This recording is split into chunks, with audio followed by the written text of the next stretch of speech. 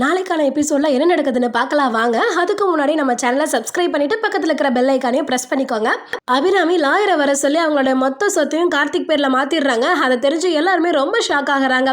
ஆனந்த் ஒரு பக்கம் தாம் தும்னு குதிக்கிறாரு. எப்படி நீங்கள் அப்படி பண்ணலாம்? நாங்கள் 2 பையன் இருக்கும் போது நீங்கள் எப்படி ஒரு பையனுக்கு எல்லா சொத்தையும் எழுதி வைப்பீங்க அப்படிங்கிற மாதிரிலாம் கேள்வி கேட்டுட்டு இருக்காங்க.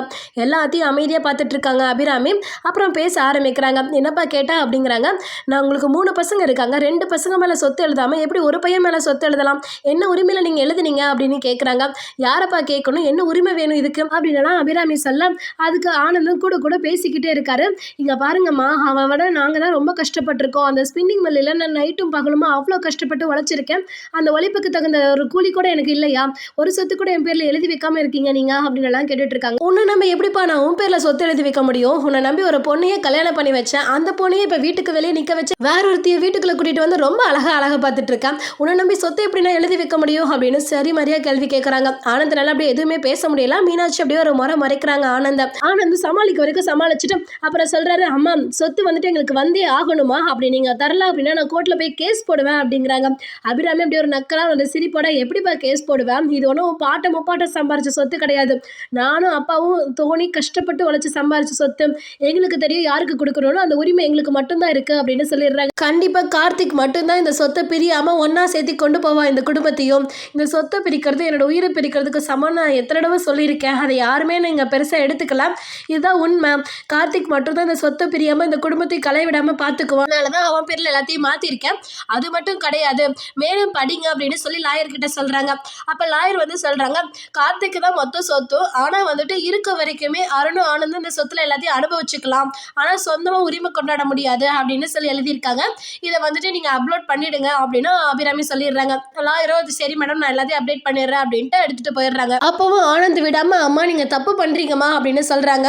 அப்போ வந்துட்டு நான் எதுவுமே தப்பு பண்ண கிடையாது, நான் கரெக்டாக தான் போயிட்டுருக்கேன். நீ தப்பான வழியில் போகிறனாட்டு தான் நான் இந்த முடிவு எடுக்க வேண்டியது ஆயிடுச்சு அப்படின்னு அபிராமி சொல்கிறாங்க. அப்போ ஐஸ்வர்யாவும் பார்க்க வரைக்கும் பார்த்துட்டு, சரி அத்தை, ஆனந்த் அம்மா தப்பு பண்ணிட்டாங்க, அதனால அப்படி பண்ணீங்க. என் புருஷன் என்ன பண்ணார்? என் புருஷன் மேலே நீங்கள் சொத்து எழுதி வச்சிருக்கணும்ல அப்படின்னு சொல்கிறாங்க. அதுக்கு அபிராமி, என்னை பொறுத்த வரைக்கும் ஆனந்தும் அருணும் ஒன்று தான். அருண் வந்துட்டு உன்னோட பேச்சு கேட்டு தான் ஒவ்வொன்றுமே செய்கிறாருனே தவிர அவனா சுயமாக இன்னும் எதுவுமே பண்ண கிடையாது அப்படிங்கிறாங்க. அப்படி என்ன பண்ணல? அவர் பிஸ்னஸ் பார்க்கல, எதுவுமே பண்ணலையா அப்படின்னு ஐஸ்வர்யா கேட்க, பிஸ்னஸ்லேயும் அவனுக்கு ஆர்வத்தோட இன்னும் பண்ண ஆரம்பிக்கலாம். நீ வந்துட்டு சொத்து வேணும், இந்த பிஸ்னஸ் வேணும், அந்த பிஸ்னஸ் வேணும்னு அவனுக்கு நெருக்கடி கொடுக்கறாட்டி தான் அவன் வந்து முன்னாடி வந்து ஏதோ பண்ணுறான். ஆனால் அவனுக்கா எப்போ ஆர்வம் வருதோ கண்டிப்பாக கார்த்தி அவனுக்கு சேர வேண்டியதை கண்டிப்பாக அமைச்சு கொடுப்பான் அப்படின்னு சொல்லிடுறாங்க. ஐஸ்வர்யாவுக்கும் செம்ம காண்டாகுது. இல்லை அத்தை, நீங்கள் ரொம்ப தப்பு பண்ணுறீங்க அப்படின்னு ஐஸ்வர்யா சொல்கிறவங்க, நீ பேச வந்துட்டியா? என்னையே கடத்தி கொலை பண்ண முயற்சி பண்ணவங்க தானே நீங்கள்லாம். நீ வந்துட்டு சொத்து கேட்கறக்கு உரிமை கொண்டாடி வந்துட்டியா அப்படின்னு கேட்குறாங்க. அப்போ ஐஸ்வர்யா வந்து தடுமாறுறாங்க. ஐயோ, கடைசியில் நம்ம ரூட்டுக்கே வந்துட்டாங்களே அப்படின்னு நினச்சிட்டு, அத்தை அது எங்கள் அம்மா வந்து பண்ணது, அதுக்கு எனக்கு சம்மந்தம் கிடையாது அப்படிங்கிறாங்க. உங்கள் அம்மா பண்ணனா உனக்கு அதுக்கு கூட்டணி கிடையாதுன்னு நினச்சிட்டு இருக்கியா? எனக்கு எல்லாமே தெரியும். அதுவும் இல்லாமல் இந்த அப்பாவி பொண்ணு தீபா, இவளை பற்றிலாம் என்கிட்ட எத்தனை தப்பாக சொல்லியிருப்பேன், இதில் வீட்டை விட்டு அனுப்பணும்னு சொல்லி, அதெல்லாம் எனக்கு ஞாபகம் இருக்காதுன்னு நினச்சிட்டு இருக்கேன் ஐஸ்வர்யா அப்படின்னு சொல்லி அபிராமி கேட்குறாங்க. அதுக்கப்புறம் ஐஸ்வர்யால எதுவுமே பேச முடியல. அருண் எதுவுமே பேசாமல் அமைதியாக தான் நின்று பார்த்துட்டு இருக்காரு. அப்போ கார்த்திக்கு சொல்கிறாங்க, அம்மா எதுக்குமா எனக்கு தீபாக்கு இதெல்லாம் வேணாம்மா, எனக்கு நீங்களும் அப்பாவும் இருந்தால் மட்டும் போதும். சொத்தை வந்துட்டு அருணுக்கும் ஆனந்துக்குமே எல்லாம் எழுதி வச்சிருங்க, எங்களுக்கு வேணாம் அப்படிங்கிறாங்க. அப்போ அபிராமி வந்துட்டு, கார்த்தி நான் சொன்னால் நீ கேட்பே இல்லை, நான் செஞ்சால் எதுவும் கரெக்டாக தானே இருக்கணும்னு நினைப்பேன், அப்போ இதுவும் சரியாக தான் இருக்கும், நீ புரிஞ்சுக்கோ அப்படின்னு சொல்கிறாங்க. அப்போ ஆனதுனால அதை ஏற்றுக்கவே முடியலை. எல்லாத்துலேயும் ஓரவஞ்சன மாதிரி பார்த்துட்டீங்களாம்மா, என்னையும் அருணையும் அவ்வளோ கஷ்டப்பட்டு கம்பெனின்னு சொல்லி நைட் ஷிஃப்ட் பகல் ஷிஃப்ட்னு சொல்லி வேலை வாங்கிட்டு இவனை ஃபாரின் வரைக்கும் அனுப்பி படிக்க வச்சுட்டு எல்லாத்தையும் மேனேஜ் பண்ணுற மாதிரி கொண்டு வந்துட்டு இப்போ மொத்த சொத்தையும் அவனுக்கே எழுதி கொடுக்குறீங்களே, உங்களுக்குலாம் கொஞ்சம் கூட நியாயமா இல்லையா அப்படின்னு சொல்லி கேட்குறாரு ஆனந்த். அப்புறம் ஆனந்த் கேட்குறாரு, எங்களை மாதிரி ஒரு நாள் அவனால் கம்பெனியில் உட்காந்து வேலை செய்ய முடியுமா? கஷ்டப்பட்டுருப்பானா அப்படின்னு கேட்கும்போது கார்த்திக் சொல்றாரு, அப்படி நான் போய் வேலை செஞ்சுட்டேன் அப்படின்னா நீ இந்த சொத்து பிரச்சனையை விட்டுருவே இல்லை, சொத்தை பிரிக்கணும்னு சொல்ல மாட்டேல அப்படின்னு கார்த்திக் கேட்குறாரு. அப்போ ஆனந்த் சேலஞ்ச் பண்ணுறாங்க, கண்டிப்பா நீ 30 நாளுமே வந்துட்டு லேபராக தான் அந்த கம்பெனியில் வேலை செய்யணும், உன்னோட ஆடம்பரத்தையோ எதையுமே யூஸ் பண்ணக்கூடாது, அதில் வேலை செஞ்சு சம்பாதிக்கிறதுல மட்டும்தான் நீ சாப்பிட்றது, உன்னோட குடும்பம் அதில் தான் இருக்கணும் அப்படின்னு சொல்கிறாங்க. அப்போ கார்த்திக்கும் வந்துட்டு இந்த குடும்பம் பிரியக்கூடாது அப்படின்னா இந்த முடிவு நம்ம எடுத்துட்டு ஆகணும் அப்படின்னு சொல்லிட்டு, கண்டிப்பாக இதுக்கு நான் ஒத்துக்கிறேன், 30 நாள் வந்துட்டு லேபராக வேலை செய்வேன் அப்படின்னு சொல்கிறாங்க.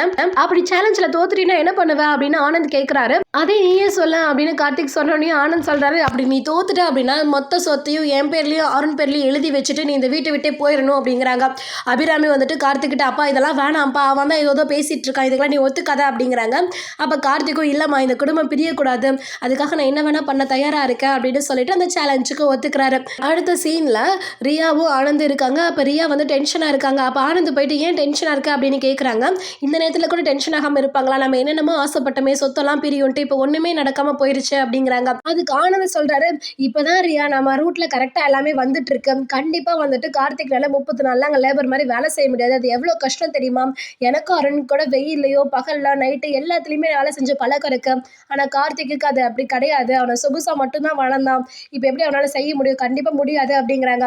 அப்ப ரியா சொல்றாங்க, அவனை சாதாரணமா எடை போடாதீங்க. அவனுக்கு விவேகமும் தன்னம்பிக்கையும் ரொம்ப அதிகமா இருக்கு. ஏன்னா எவ்வளவு பெரிய கஷ்டத்துல இருந்து உங்க அம்மாவை காப்பாத்தி கூட்டிட்டு வந்திருக்கான் தனியாளா.